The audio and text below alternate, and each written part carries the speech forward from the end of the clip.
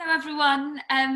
Thank you very much for joining us. I'm just hesitating because I can see the numbers rising on the bottom of my screen. I'm so glad to see so many of you here and continuing to join us. Thank you so much. I am delighted to welcome you on behalf of the How To Academy. And while I'm sorry that we still can't quite be all together in the same room, I'm so pleased we can get together in this way to mark publications and launches of such important books and give them and the authors who've worked painstakingly on them and the recognition and discussion that they so deserve. And that is not least the case with our guest this evening, whose book is published today. You can see the celebratory, beautiful flowers behind her in the picture. And I know it's been a real labour of love. At a time when anxiety and stress are hard to escape from for a whole host of reasons, whether that's a more general result of the pace of our digital, permanently switched on and social media permeated lives, or more specifically the last few months in which life has felt quite overwhelming and in a state of flux for so many of us, especially now as we navigate our way out of lockdown. This book, with its kind of clear tips to make you feel a little calmer, could not be more welcome or more appropriate. I think, so here we go, just to flash it up in the screen, The Mind Medic, Your Five Senses Guide to a Calmer, Happier Life. And in fact, I think it makes you feel calmer really just looking at it and holding it in your hands. The last thing you really want is a sort of convoluted and complicated advice when life feels complicated enough. And this really is so much more practical, accessible, and clearly communicated than so many other reads. But importantly, it's much more than a read. And while I'm thrilled that Sarah is here to be able to discuss it with us, I really hope that you'll all take the time to sort of sit with it with a pen and undertake the exercises, because in the end it is such a personal and individual process. Having said that, there are so many tricks and mental exercises we can all use, and I think if anyone can guide us through them, it's of course Sarah. You may know she's a consultant psychiatrist with over 10 years of experience working in the NHS. She writes a monthly column for Women's Health magazine, and she set up the Mind Medic to debunk, as I hope we will do over the course of the hour, various myths and misconceptions surrounding mental health. But that's enough from me. I know you haven't tuned in to hear from me. You're very much here to hear from her, and there will be a chance for you to ask your questions. I'm sure you've got them. So when we come to that stage, please type them in the Q&A box, and perhaps refrain from doing it till then, because I will be tempted to sort of cast them off as my own if they're good. So I will leave it to the end. Sarah, thank you so much for joining us. Happy Publication Day. Thank you so much. I just wonder, just at the start, how much you've had to take your own advice during this period of lockdown, specifically trying to release a book in lockdown. I could not have anticipated that I'd be releasing a book in the middle of a pandemic. So I think a lot of the advice within my book is translatable to any circumstance and any situation. And certainly I have been leaning quite heavily on my book for advice around things like screen time, because actually I'm spending a lot more time at home, and actually invariably my screen use has gone up because of that. And then thinking about things about the people I see and the importance of human connection, things like my relationship with caffeine, because, my kettle is literally just behind me and constantly on the boil because I'm spending so much time at home.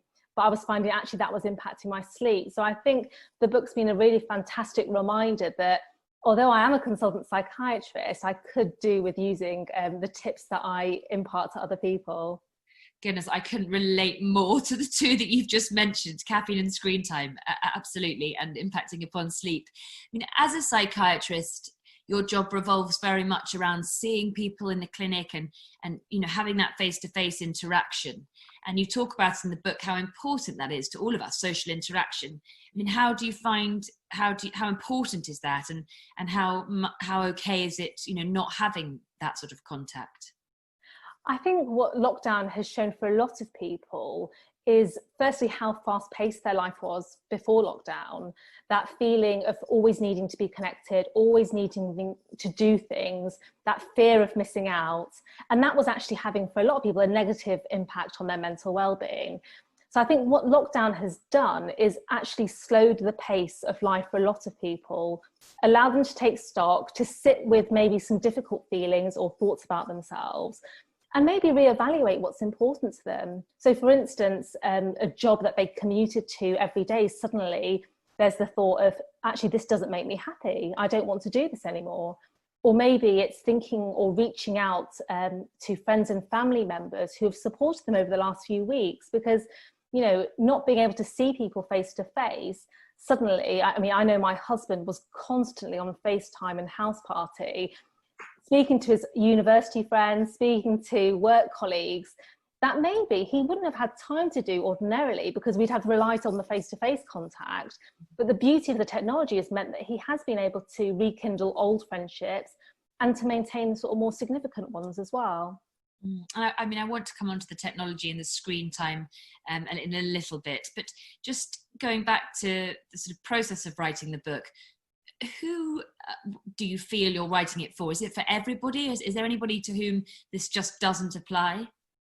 I think this book is a guide for anyone and everyone. Obviously, when I see people in clinic, I see people who are struggling with quite severe mood disorders and severe mental health difficulties. And what I often notice is that there will often be early warning signs that they were starting to struggle. You know, we all struggle with our mood. We all struggle with moments when we feel low, perhaps moments where we feel anxious. And sometimes when we feel like that, we almost surrender to it and become powerless to do anything. And what I really wanted people to take away from this book is, when you feel like that, actually there are simple tips and tools that you can incorporate to your everyday to start to feel calmer and happier, to think about maybe what trigger factors there are for you that affect your mood, and get into the powerful position of being able to tweak those. Because what I don't want people to do is think that actually, if they feel low or they feel anxious, there's nothing that they could necessarily do to feel better or to alleviate those feelings. One of the really simple exercises, and the reason really that the book was born, was I was finding people coming to see me in clinic saying, I'm not really sure why I feel down, I'm not sure why I feel anxious. So I'd ask them, you know, is there anything that you've seen, heard, smelt, felt or tasted in the last 24 hours or the last few days that could explain why you feel the way you do? And very quickly they were able to piece together certain trigger factors. So perhaps it's something that they've seen, so spending a lot of time on social media. Perhaps maybe they had an overly critical conversation with a boss. Maybe it's that dreaded caffeine that they were finding they were just over consuming caffeine, so sense of taste. And very, very quickly we could piece together the jigsaw of the day or the last few days that could indicate what was going on for them, and get into a position where actually we could start to look at their screen use and maybe make some changes there, set screen curfews. Maybe it could be that we reevaluate that friendship, whether it's serving them or not. And maybe we could think about putting in place a caffeine curfew and making those changes and consistently practicing those changes every day to see whether that had any bearing to how they felt. Just before we come back to that, to the sort of practical tips, your main sort of mission is to debunk, as I said at the introduction, kind of various myths around mental health. And I wonder, what do you feel are the myths that kind of proliferate today? You know, what's going wrong? What are the messages out there that you want to, you know, dismiss? I think the big one for me is that we're seeing so much focus on mental health, and I could not be more happy that mental health has been put into sort of a big spotlight. There's a lot more campaigning around mental health. But what I really was seeing was a lot of talking about mental health, encouraging people to open up.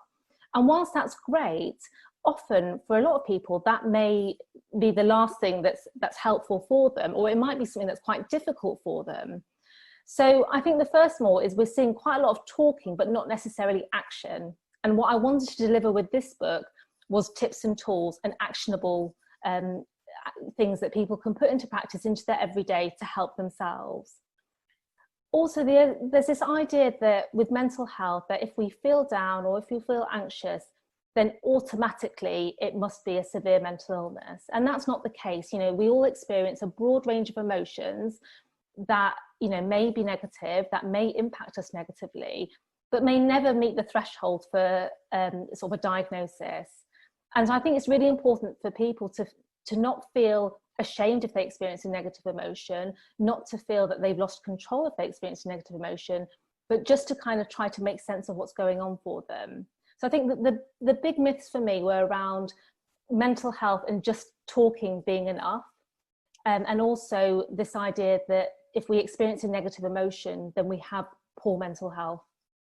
It's hard, that last part, isn't it, though, because it's very difficult to self-distinguish or self-diagnose. And as you say, mental health is something that we talk about a lot more, which is a great thing. But in the discussion being so centered around mental health, then are you saying people leap to the worst conclusions about their negative emotions and immediately think that it's something more serious and that it can be dealt with more easily than they think? Absolutely. And I think for a lot of people, that again, it's coming back to my earlier point about feeling powerless when they experience poor mental health. And what I want people to do is interpret why they may be experiencing those emotions. Because the time that I would see someone in clinic may be to the point of where they're consistently experiencing those emotions such that it's affecting simple everyday activities, looking after themselves. It may be impacting sort of social relationships. It may be impacting their working life, for instance. So it kind of presents itself such that it impacts what we classically find maybe quite easy to do day to day. So let's talk a little bit about the five senses, which is sort of what differentiates, what makes your book feel very different. And you mentioned it briefly, but I know from a very accomplished Instagram post I've seen, video, that you sum it up brilliantly. Can you explain that construct that you use and the five senses, and we'll go more deeply into each one afterwards? Yes, I mean, as I mentioned earlier, it was really born from this idea that often people would be coming to see me in clinic and wouldn't necessarily be able to pinpoint exactly what was going on for them. So walking them through their senses allows us very quickly to piece together potential trigger factors or contributing factors to why they feel a certain way. We experience any given situation, any interaction with another human being through our senses, and how we see in a particular situation, how we hear in a particular situation, right down to sort of sitting in a restaurant and tasting the food. Very quickly, we experience the world through our senses, and it can affect how we feel. It can affect how we then go on to act. So when I was kind of trying to focus on the senses, I really wanted to tease out sort of the really common areas and common themes that I see in clinic. And tell us a little bit about those five that you use. So in terms of sense of sight, the areas that I focused really on are the things like screen use, social media, the people that we see, things like our body image. Our sense of hearing, I talk about how we talk to ourselves, how we respond to criticism, or maybe how we respond to something as simple as a compliment. Actually that constant batting away of compliments can also impact us quite negatively in the long run. Things like with our sense of smell, I talk about breathing in, mindfulness and meditation.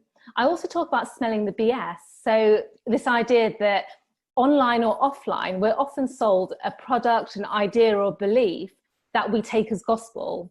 And actually, when we inherit that as gospel, it can sometimes impact how we feel about ourselves or impact how we then go on to act. Our sense of feeling covers areas such as that need to feel perfect, our feelings of confidence. And our sense of taste covers our relationship with our food, and also our sort of rules and restrictions that we may put around food and what we eat. And also things like caffeine, which I've mentioned. So the senses are basically divided into five senses, and each sense is further divided into five sub-areas. So let's have a look. I mean, you mentioned, it's good for you to sort of tell us the overview, because as we were saying before it came online, and I know that I would love to be able to go through all of it, but people will be able to read that in the book. So for people to understand how you incorporate those senses, because when you first start, you know, it's hard to understand that. And in C, you talk, as you say, about screen time. And I think for me, it's one of the hardest lessons of all. And I've read so often, I know the rules, and it's the one where, and I'm sure many people will relate to this, you continually break the promises that you sort of make to yourself on it, go over allocated times that you've said, you know, you must come off and look at my phone at night. So I'm just particularly in lockdown, as you said. And it's an important way in lockdown to communicate with the outside world. But you have these excellent and very new practical tools and methods of sort of dividing up your screen use. And perhaps you could tell us a little bit about that, about NEN and NN and LTD. So the reason I subdivided screen use, and the reason why I felt it was important to introduce another exercise, was all too often, and I know I'm guilty of this, even if I do set myself a screen limit on my phone or my device, if I override that, it's very easy to remove the limit set altogether. You know, you just dismiss the notification and you persevere. So when I think about screen use, I think about it in 3 different ways. I think about what's called the non-negotiables, or the NNs. I think about the not entirely necessaries, or the NENs. And I also think about the LTDs, the like to do's. So the non-negotiables are things like this. So, you know, we can't do a face-to-face event. So this is what we need to do. So it's non-negotiable. It's an online event. We need to use our screens.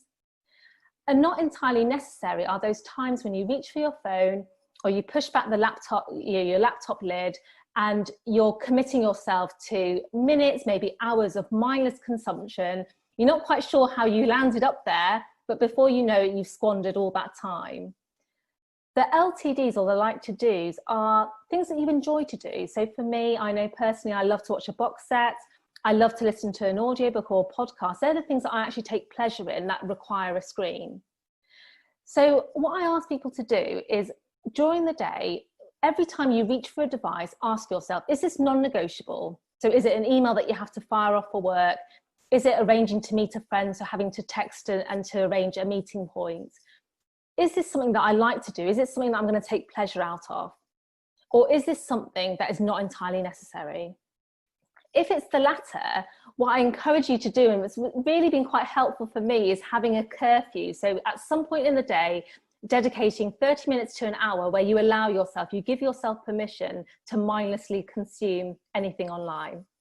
So every time you reach for your phone and you say, well, actually, no, this is not entirely necessary, postpone it. Say, okay, I acknowledge that this is not entirely necessary. I'm not going to squander the time now. I'm going to come back to it later.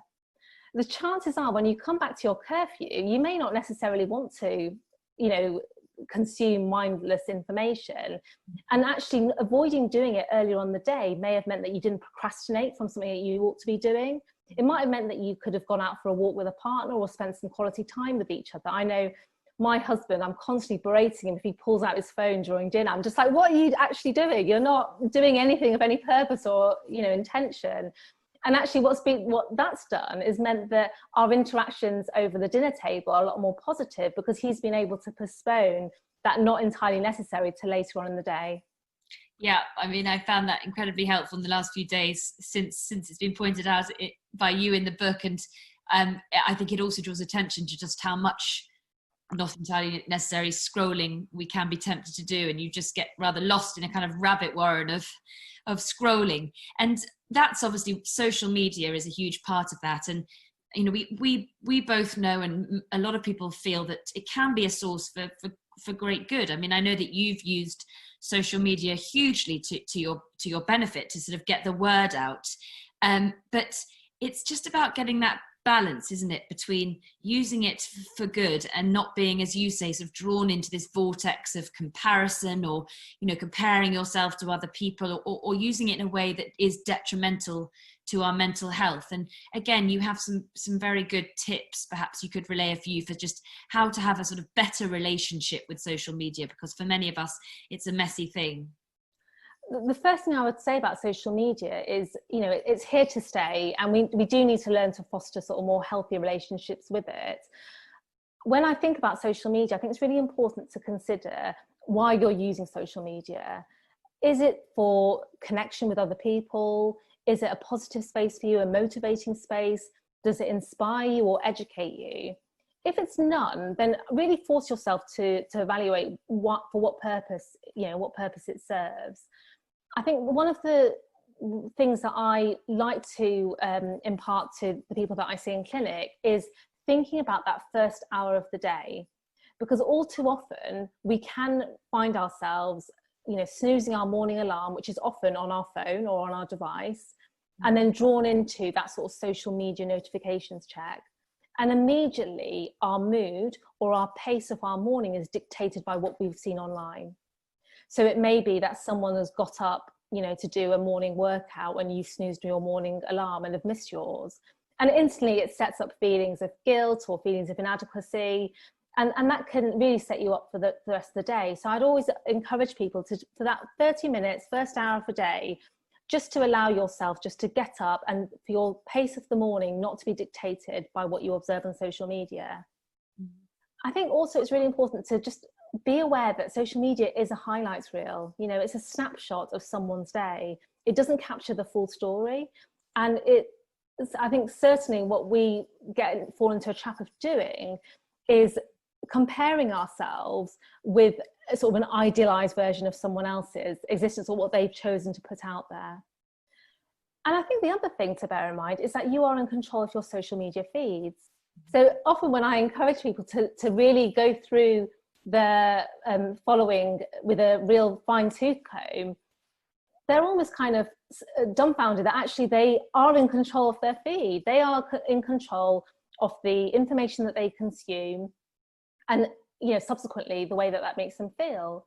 So there's no shame in unfollowing, or if that feels too bold a mood, to actually mute accounts.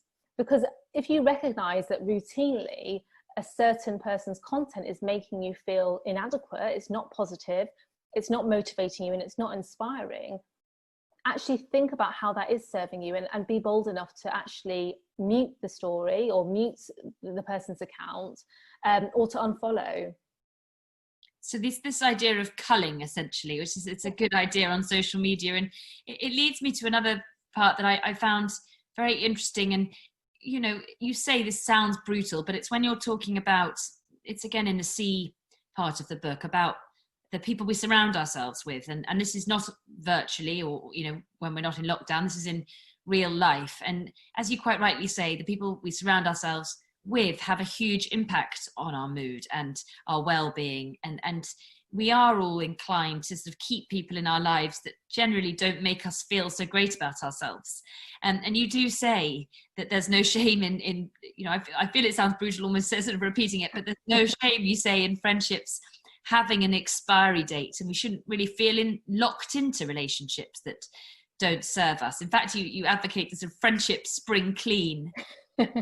Perhaps tell us more about that, because I know that there is a sort of sense society, does tell us that we should cling on to relationships that we've fostered over time because we just should. And you're saying really we must look at that. Absolutely, because again, the common themes that I was seeing in clinic is that people were holding on to overly critical friendships that were not serving them in any positive way, shape or form, but maybe holding on to them for nostalgic reasons, or because they've been friends for X amount of years, and how can we just suddenly end a friendship? But I think it's really important to think actually friendships may only serve a purpose for a period of time, and naturally we all grow, as we get older, our interests may well change. And one of the case studies, so within the book I do have a lot of case studies dotted about, and I thought it was really helpful to include a case study specifically focusing on the friendships, just to really illustrate how negative friendships can impact another individual. So in the case study that I use, there's a sort of friendship, two males, and one of the males has got, is engaged, is due to be married. He's kind of left his uni days behind, and the friend that's kind of single is still wanting to go out, still not sure how this other friend's life has changed so dramatically, is constantly trying to pull him into kind of his old way of life, is less than sympathetic, and actually was really having quite a detrimental impact on the subject. So at that point, it was kind of forcing him to evaluate, how is this friendship actually serving you? And really within the book, I really pull out those questions that I want people to ask themselves when they look at their friendships. And when I say friendships, I cover everyone from, you know, maybe that barista that always makes your morning coffee, or, you know, a family member or partner, right through to friendships, and thinking about how does that friendship or relationship make you feel in general. So, you know, during friendships and relationships, obviously there will be bumps in the road along the way, but it's thinking about how that friendship or relationship serves you overall, and whether the common theme of negativity is one that you've come to expect from that. I mean, no doubt you end up telling people as well that there are certain relationships you need to work on. You know, family, for example, to maintain happiness and calmness in your life, you need to get on with certain people that might make you feel not great about yourself always, but, you know, you need to accept things as they are in certain cases. Absolutely. And I think that's what I really wanted to kind of really heavily caveat it. I'm not telling people to cull all friendships and relationships, but where there is areas to work on, where there's areas where you may be able to communicate how a particular relationship is making you feel, I really do pull out some tips to encourage you to be more open and transparent in your communication, if the feeling is that that person would be receptive to that feedback. And we could, as I said, you know, there's so many areas, and I could talk about each one of them for the entire hour, but I'd like to move on, if possible, to the sort of here section of your book, where you talk about, there's a lot of different areas there that are of great interest and huge help. And one of the things is obviously mindfulness, which is a, you know, big buzzword these days. And it's easy to sort of associate it with various methods of, you know, time consuming and sort of sometimes almost it's associated with things that you have to spend money on or go out of your way to do. But you're trying to emphasize that what mindfulness really is listening to your worries, listening hard to the things that are wrong, not trying to shut them out, not trying to have a sort of moment where you close your eyes and everything is completely dark and empty. It's about addressing those thoughts. Absolutely. A real common misconception is that if you sit and try to practice a mindfulness exercise, that the moment a negative thought enters your mind, that's it, that it's not meant to be for you. And what I really want to encourage people is to think that actually when you are experiencing a moment of stillness, focusing on the here and now, which is what mindfulness is that even when you do experience negative thoughts that enter your mind, it's about observing those without judgment and not thinking that it means that you're no good at mindfulness. And also mindfulness can take various guises. So, you know, pre-lockdown, many people may have been commuting on busy tubes or trains. And actually a period of mindfulness for them might be just simply closing their eyes and just focusing on the here and now, focusing on the stillness of the breath, sort of the bustle around them, and observing those negative thoughts without judgment. For me personally, my period of mindfulness is when I've dropped my daughter off at school and I've got a sort of 30-40 minute journey in the car, where the first 5 or 10 minutes, once I've dropped her off, I just, you know, observe my thoughts as they enter my mind. I don't have the radio as a distraction. I just have a period of stillness where negative thoughts come into my mind, I allow them to come in, but then I return to what I was doing and observe the scenery around me, the sort of the feeling of the steering wheel, and just really focusing on the present. And it just allows you to take stock of how you are and how you're feeling. And you identify what you call faulty thoughts. Again, that they're so relatable for everyone. And, you know, maybe some of us are more inclined to some than others, but, you know, these are irrational thought patterns that instead of pushing them away, what you're trying to do, and perhaps you could do for us now, is identify some of these problems so that we can cope with them, so that we can recognize them and understand them, and then, you know, work out what to do with them. I think what was really important is to acknowledge that we all will experience some form of faulty thoughts or negative thinking patterns that can very quickly spiral out of control and affect how we feel in a given situation and how we may then perhaps go on to act. So as an example, one faulty thought that I perhaps was experiencing prior to tonight's event was fortune telling. So that idea that you can predict an outcome in the future with very, very little evidence. So my fortune telling from earlier was, oh my God, I'm going to log on and there's no one going to be there. It's just going to be me and Hannah having a conversation. It's going to be an absolute disaster. And it's just going to be a huge embarrassment for all concerned. Now that is fortune telling. I'm predicting the future. predicting a particular outcome with very little evidence to suggest that's going to be the case.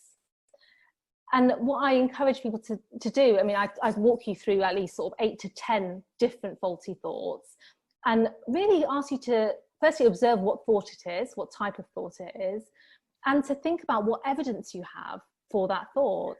Because I think the first step is recognizing it as a negative thought pattern, because I could have allowed that thought to run away with me, and to maybe impact my ability to sign on time, because I'm telling myself, what's the point, because it's not going to work anyway. I may have cancelled last minute because I think, well, actually no one's going to sign in, so let's just save ourselves and just end it here. And it has real implications on how you then go on to act in any given situation. Another faulty thought that, again, I've experienced this evening, because I think it's important to own the times when I've personally experienced them, is mind reading. So this idea that, oh God, Hannah thinks I don't know what I'm talking about, and oh God, isn't she dull? Isn't she boring? And actually, it's this idea that you can predict how you think, or assume you know how someone thinks about you, when again, you've got very, very little evidence to suggest that's the case. And challenging yourself, well, actually, has Hannah actually said that? No, she hasn't. So that is a negative thought pattern. So again, I run through quite a thorough exercise where I encourage people to observe what faulty thought it is, and to present the evidence in much the same way that you would present the evidence if you were in a courtroom. Actually, what evidence do I have that this is going to be the outcome, that the event is going to be attended by no one? What evidence do I have that this is what Hannah thinks of me? And I think it's really quite empowering when you get into the position where you recognize it as a faulty thought, and even more empowering when you are able to dismiss it, and to kind of, it doesn't affect what would have been a really positive interaction. I can assure you that I am absolutely hanging on your every word and thinking nothing of the sort, and that we have a lovely and big audience also hanging on your every word. But I know, of course, and we all do that. And, that reminds me of one of the very important parts of the book, which is something that's important for now and always for those of us who worry a great deal, about how you manage worries. Similarly to, as you've just said, worries that are either worries we can act on and actively do something about, or worries that really are just pointless because they might never happen, and therefore they're just a waste of your mind space. Absolutely. And so I talk about worry within the field chapter, and thinking about how worry can or won't serve us. So, again, worry is a very, very common emotion that we all experience. But when we worry and ruminate, it can be all consuming. It can consume our time and energy. It may impact things like our sort of social interactions, impact our working lives. So again, I get people to think about worry in two different ways. I talk about problem-solving worries. So these are worries that we can readily turn into a problem that we can solve. And I also talk about the might not worries, the things that might not happen. So again, if we were to come back to this situation, a problem-solving worry that I may have had earlier this day is, the team said that they were going to send me an updated link for our How To Zoom call. I haven't received it. So rather than allow that worry to run away with me, I can turn it into a problem that I can solve by reaching out, clarifying when and where I have to log on. And very quickly, rather than allow the worry to consume any time of energy, I've simply turned it into a problem that I can solve. Again, I might not worry, maybe something along the lines of, again, I'm worried that no one's going to turn up to the event. That worry is not, you can't identify a solution to that, but it can be something that would consume all my time and energy if I let it. So when I find myself having worries during the day, I simply ask myself, is this a worry that I can turn into a problem that I can solve? If it is, solve the problem, or find someone that can help you solve the problem. If it's a might not worry, I encourage people to think about having a worry curfew. So for me, when I put my daughter to bed, I allow myself half an hour from 7:30 till 8 p.m. where I revisit those might not worries. So every time a might not worry comes during the course of the day, I acknowledge this is a might not worry. It's not going to serve me to worry about it now. I'm going to come back to it during my worry curfew. Because it's not simply realistic for me to say, do not worry, because actually invariably that's just going to lead you to worry even more. But what you'll find is when you come to your worry curfew, so for instance, my first worry could be no one's going to turn up to this event. I can immediately strike that off my list because actually, there are people, there's a couple of hundred people here. And I can immediately strike that off and think, actually, if I'd allowed myself to worry about that during the course of the day, it could have affected how I interacted this evening. It could have affected how I enjoyed the evening, and affected how I sort of celebrated my publication day. So the worry curfew is such a helpful tool, because what I want people to take away from this is it's not about not worrying, but it's about feeling empowered that you can decide when and where you do it. And that feeling of empowerment is a thread that runs so much through the book in so many areas, that, we do things often because we feel that we should, or because we're trying to seek others' approval or appease others. And it's a hugely important part of this saying no idea that, I feel through conversations I've had for the How To Academy with sort of some other wonderful people, this idea of saying no is getting out there as being perhaps, a way to alleviate our sort of headspace and trying to help us with our anxieties about a very busy lives, where we feel that we should always say yes to everything, to all things, and being busy and stressed is this, as you say in the book, a badge of honor. And that's definitely one of the myths I feel that you're trying to sort of dispel. And you have very good advice about why and how and when we should get this balance right and say no. And I think if I'm right, what you're saying is it's about identifying what's important to us and then aligning our decisions with that more readily. Absolutely. And one of the exercises that I talk about within the book, and it feels like a distant memory for a lot of us, is I use this idea of taking everyone away on holiday. So I want you to imagine that I've decided that I'm going to pay for us all to go on holiday to a sunny beach somewhere. And we decide we're going to meet at the airport. So we go home, we're going to pack for sort of sunnier climes. We meet at the airport, we check our bags in, and someone stops us in our tracks and says, you don't want to be going to Spain, you want to be going skiing here instead. So quite clearly in that situation, we probably say no, because we've booked the tickets to go to Spain, we've prepared accordingly. What's important for us is to get some sea and sun and sand, and we've got a flight to catch. Another scenario is that I've decided that I want to take us all the way on holiday, but I'm not really sure where we want to go. But I've said, let's go to the airport, let's look at the departures board, and we'll just jump on the first outbound flight there and see what takes our fancy. And the same person approaches us and says, oh, you want to be going here skiing? Chances are in that situation, we may be more amenable to it. So the difference with both scenarios is in the first scenario, we're very, very clear about what's important to us and we've prepared accordingly. In the second scenario, we're not really sure about what our intention, our purpose, or what's important to us. So it's very easy to be swayed into saying yes in a situation where we're not very clear about kind of what's important to us personally. And I like to think about it more broadly and think about what is important to you personally, what's important to you socially, and what's important to you from a working point of view, not necessarily at the moment or the current moment in time, but maybe in the future. And always bringing any proposition or any request that comes your way back to that importance list. So it is always important. I'm so sorry to interrupt. I was just thinking it's always important to have a certain element of spontaneity or to sort of be able to be prepared to do some things on a whim to sort of for a different type of happiness.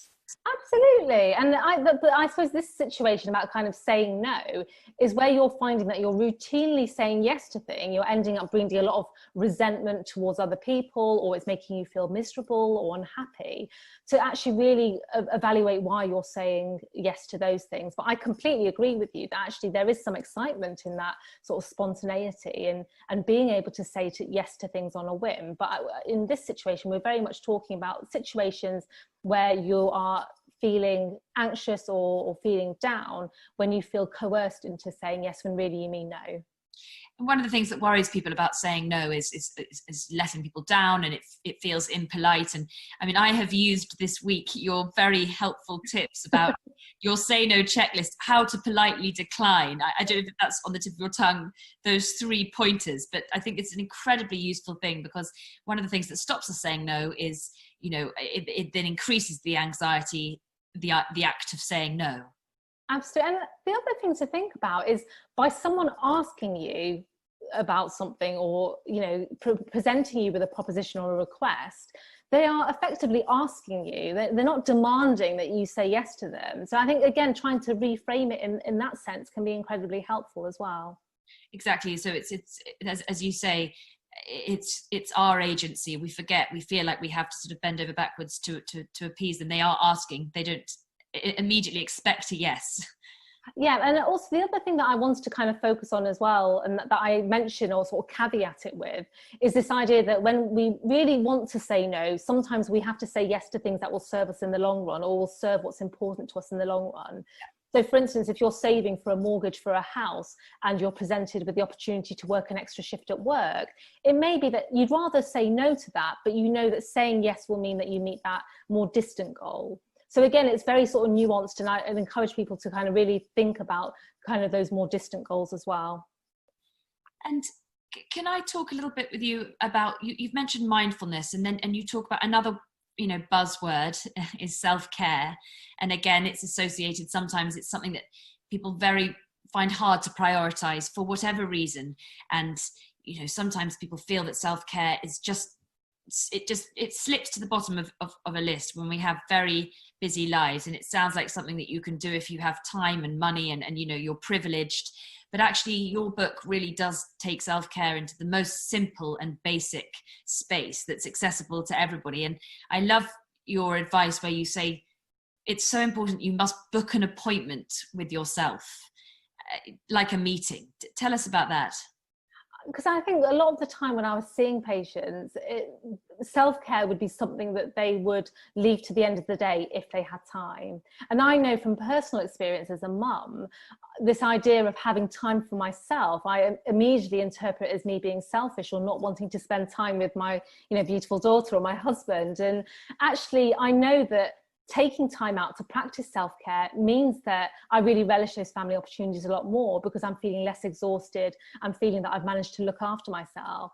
So I think trying to think of self-care as an appointment that you would book maybe with a friend or a family member can be quite helpful. The sort of physical act of putting pen to paper, if you prefer a paper diary, or putting it in your phone and scheduling it, means that actually when the reminder pops up, you're then kind of faced with okay, no, this is an appointment. I've booked out 15, 20 minutes. I'm going to take the time, rather than thinking it's something that you can kind of negate or forget about. So I really encourage people to start to book in self-care as they would any other appointment, and really to commit to it, because I think all too often we can put ourselves to the bottom of the pile. All too often it's a case of until everyone else is taken care of, and then if we've got time. But what happens is ultimately you can risk burnout, you can risk just feeling quite overwhelmed, feeling just that you haven't really taken care of yourself. And I think it's something that's really, really important to prioritize. And more than that, and I'm glad you picked up on it, it's not something that you have to spend an awful lot of money on. Self-care for me is going to bed half an hour earlier. It's about having half an hour to unwind with an audiobook. That for me is self-care. It's very individual to us all. And it's certainly not something you have to spend a lot of money on. And in the time we've got left before I go to questions, I'm going to pick up on one of the things that I also think is such good and important advice. Our happiness can be so much, and our sort of levels of stress can be so affected by the way we try and make things perfect. I wonder if it applies sometimes to women a little bit more than men, this idea that unless we can do something absolutely perfectly, it's not worth doing.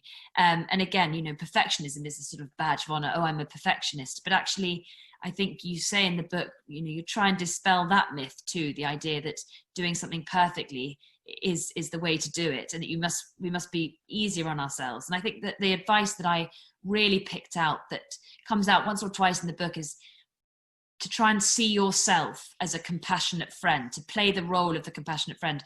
It's much easier to be compassionate with yourself if you imagine that you were someone else. If someone else was telling you the way they did something, that you were the friend advising them, rather than beating ourselves up as we tend to do.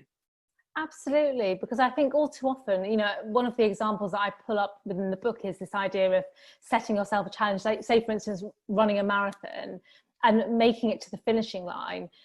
You know, do you tear apart the achievement of doing something as monumental as completing a marathon based on those unfinished training runs or that injury, which almost is an imperfect journey to achieving your goal? But you don't suddenly render the goal completely, you know, a waste of time or unremarkable based on the fact of the sort of the imperfect journey. And similarly, again, you know, really trying to force yourself to think about whether or not you would talk to a friend in the way that you talk to yourself, and chances are that you wouldn't. So what gives us permission to be able to talk to ourselves in that light? And you know, there is no such thing as perfection. And I think also there's a beauty in what we learn from imperfection. When things don't go quite right, that is our opportunity to grow, to develop. If we take that as a sense of failure, you know, we almost can stifle our ability to self-develop or to grow from a situation based on the fact that we deem it imperfect. And how do we do the book as such? Because, you know, sometimes you think that a happy life is something you're either lucky to lead or not. But I feel like what you're saying with this is, although it's practical, although it's doable, and these are tips that are accessible, it needs work. You don't just sit back and either have a happy, calm life or not. You need to actively work on it. And this is your 5 senses plan. You know, how much commitment do you say people need to actually put into this? How much time and what is involved in that? I think for me, it was really important that I didn't just present a cookie cutter plan or a promise that this book will make you carbon happy, because actually I know that for a lot of people, the triggers will be very different. So dotted around the book is I use a tool called the Wellbeing Thermometer, which gets you to look at these various difficulties or various sub areas and determine how much that impacts your day to day and how much that affects whether you're feeling calm or happy. So for instance, if we take the issue around screen use, all too often I was finding that people were implementing the screen curfew maybe for a couple of nights and rendering it pointless, or it's not going to work. Or maybe conversely, they found that it works and then after that they returned to how things were previously. This book requires you to make those changes consistently. And that's why the tools that I suggest are manageable. They're things that you can easily incorporate into your everyday, but they require that consistency. Because only through consistent change can we have sort of the longer term benefits. It's not something that you try once or twice and render it useless. It's something that you commit to every day. I mean, I said at the beginning that, you know, make sure you commit to it with your pen. And in your book, you give us lots of opportunities to write thoughts down. But it feels, talking to you, that a hugely important part of all of this is the art of sort of journaling or getting those thoughts and those worries on paper. Because is that a very important part of it, actually writing things down, committing them to a piece of paper? So I think the thing that I really wanted people to be mindful of is that it is kind of that sort of journal type approach, and being able to reflect on areas of difficulty, you know, at the start of the day. So anticipating, okay, I know that I'm going to be commuting, so I may be spending a lot more time on my screen, or I know that I've got a couple of meetings, so maybe those faulty thoughts may rear their head. So thinking at the start, at the bookend of the day, when will these difficulties arise and how can I prepare myself for them? And then having a moment of reflection at the end of the day to think about how you manage those areas and whether or not you were able to improve certain areas. You know, whilst for many of us it works well to put pen to paper, you know, the book is also available as an audio version. So I know myself and my husband were just in a car wash earlier, which was a lovely way to spend a publication day. But he was listening to my audio book and we were listening to the social media chapter. And he was already quite reflective, because it does, the book is really an experience. Even the audio book is an experience because it allows you to reflect on areas of difficulty. And it may well work best for people just to reflect simply, but I think being able to commit something to paper, or whether it's the notes section of your phone, if that's how you work best, but just so that you're able to observe any improvements or any areas of difficulty. So there are some questions already coming into the Q&A box, but as I said at the beginning, please feel free to type them in, and I will try and get as many of them answered as possible. And I'm sorry if I don't get to you, but someone asks about work, and obviously a lot of us aren't at work at the moment, but it is relatable to so many different scenarios. So they were wondering what tips you would give to managing your well-being at work, when your stress levels are impacted by a poor manager who radiates their stress onto you. And I think that's a question you answer in the book, quite about generally that relationships or people around you who radiate their stress onto you, how you manage your mental health in those scenarios. Absolutely. And I think, again, it may be thinking about areas that you can control. And one of the things that I talk about is sort of stress and things like anger and what that's trying to communicate. And I think sometimes if you are observing a boss that's really overly stressed or maybe angry, thinking about actually what is that trying to communicate? Because if you suddenly perceive it as actually maybe they are just stressed, maybe they're feeling overwhelmed, that can often be quite, again, an empowering feeling that you feel actually this isn't about me, this isn't personal to me. But think about the areas that you can change. So whether or not it's making your commute as stress-free as possible, making sure that it's allowing yourself time away from your desk, half an hour to get some exercise, to get some fresh air, to make sure that you're having a break during the day. Maybe it's about breaking for coffee with more positive colleagues that lift you and inspire you. So again, whilst you may not necessarily be able to directly affect someone else's response to stressful situations, you may be able to optimize other areas in your life that mean that particular interaction may be more manageable. And we talked a little bit about the beginning about sort of diagnosing anxiety and whether people are worrying too much about being clinically anxious, or whether there's something they can do about it. And someone says, is anxiety a medical condition, or is it a state of being or an emotion like sadness and happiness? What your thoughts are on that, and whether there's a sense diagnosis is difficult due to a lack of understanding, of course. And also they say healthcare professionals having time constraints, which I don't know. So I think anxiety is a descriptive term, it's an emotion. When I would see someone in clinic where anxiety sort of tips into the more clinical area, I would look at things like generalized anxiety disorder. So I think, again, when I was talking about kind of those misconceptions and myths, people would describe feelings of sadness as I am depressed. And actually depression is a clinical disorder. So I think it's thinking about sort of observing those emotions that you experience and thinking about how much they impact your everyday. So, if it's that you're observing a period of sadness or observing a period of anxiety, thinking about what potential trigger factors they may be going on for you. If it's such that those are persistent, they are infiltrating every single aspect of your life, such that your attention to your self-care has dwindled, the quality of your relationships has slidden, you feel low, you're not sleeping, and even a more extreme end where you contemplate not wanting to be alive anymore. It's so important that you reach out and make sure that you get the right sort of support. This book is about kind of observing moments of feeling anxious or feeling low where you are in a position where you are able to incorporate practical tips and tools to lift you out of that. And on that, somebody says, how would you help? And it applies to people who are feeling it themselves, but a friend who is depressed. Obviously, it's a big question, but I know that you have, I know that what you specialize in doing so brilliantly is having sort of practical tips they could start with. So I think firstly, it's one of the tools I talk about is it depends on how readily that person is able to or wanting to communicate with you. And one of the tools that I think about is I use this exercise called a day in the life of. So I always use my daughter, my 5-year-old, as an example for this. And you probably think, what has a 5-year-old got to feel anxious or down about? But it's just simply to illustrate the point. So she bounds into my bedroom 6 a.m. in the morning, nice and early, normally, very happy in terms of her temperament. She demands to get dressed. We get her dressed, we take her downstairs. She wolfs down her breakfast and she demands to watch her favorite cartoon. And she's quite happy to go off to school in the morning.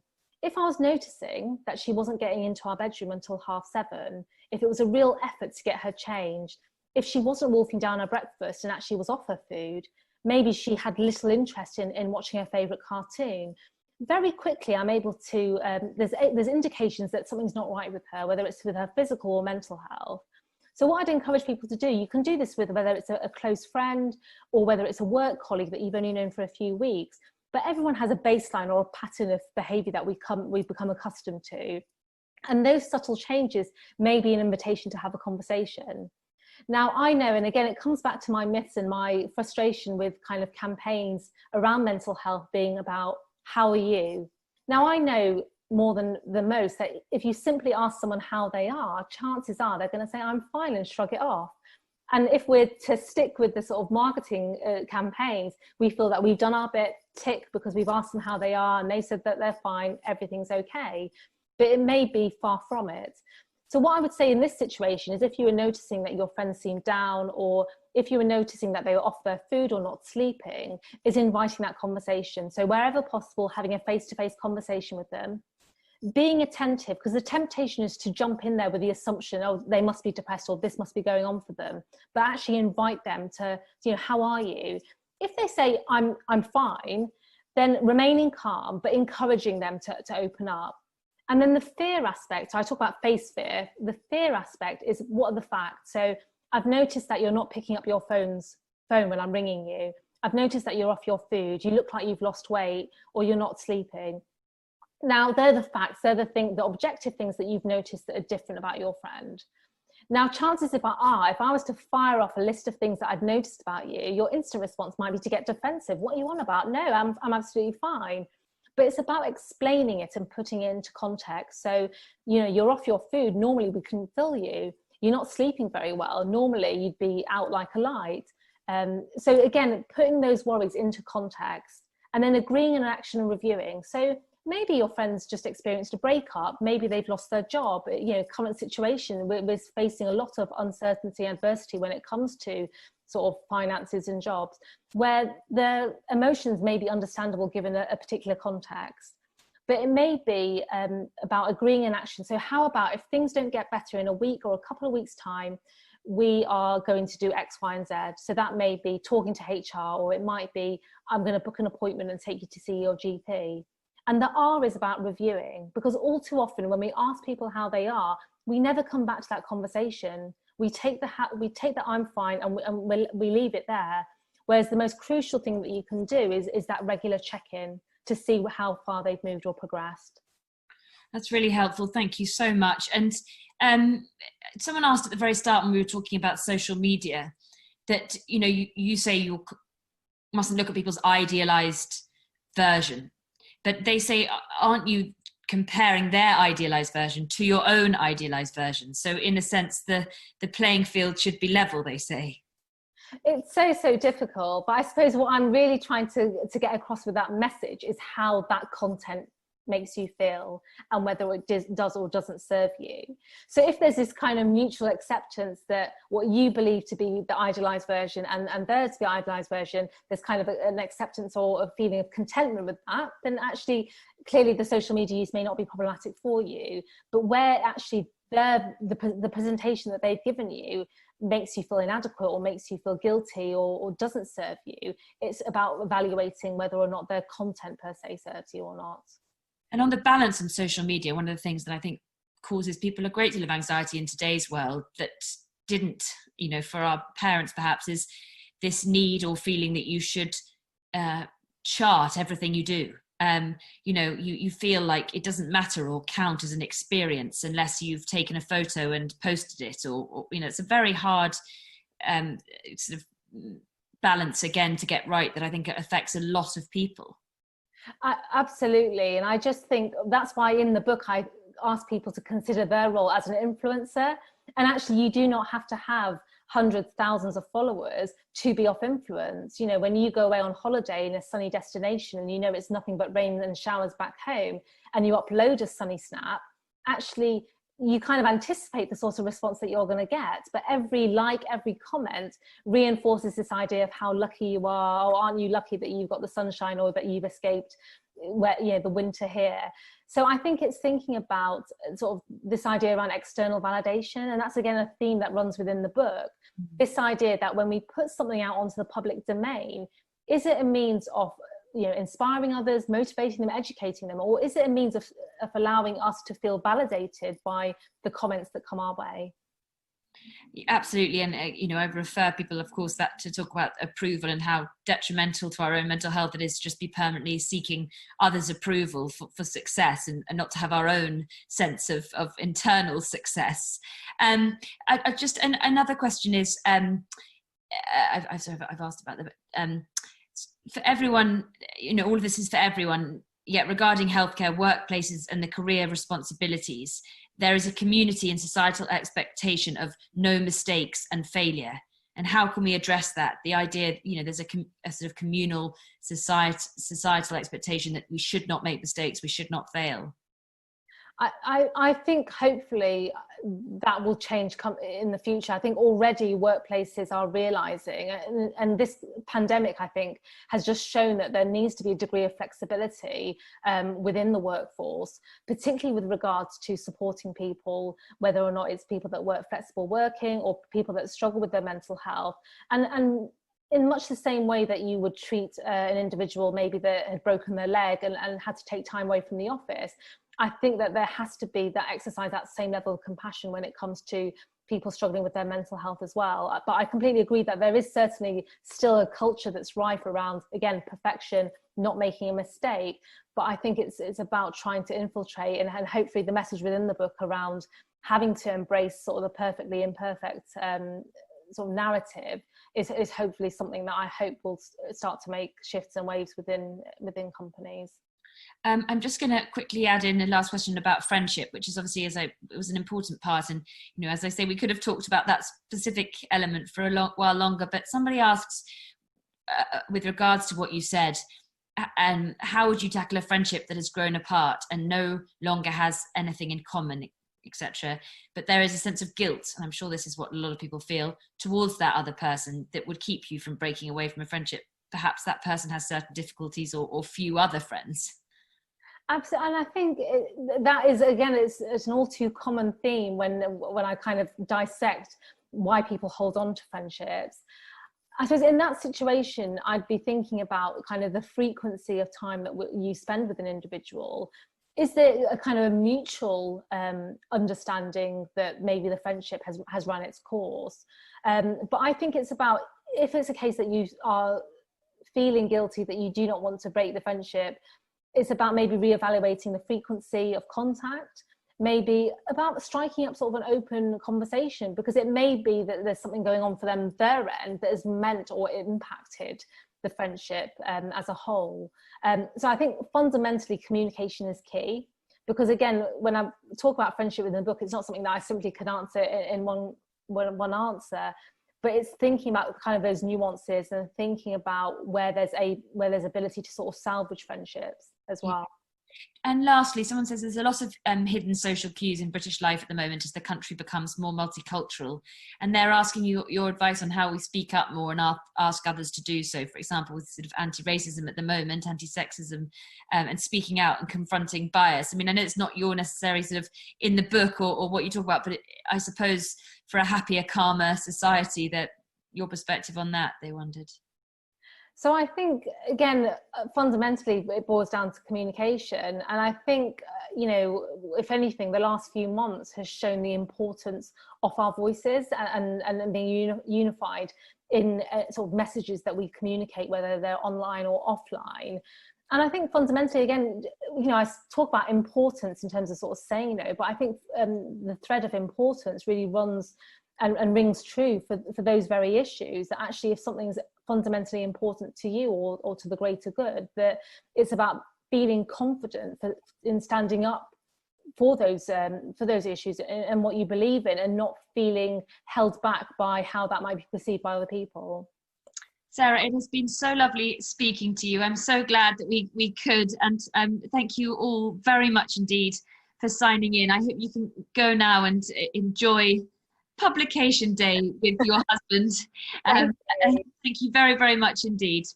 Thank you.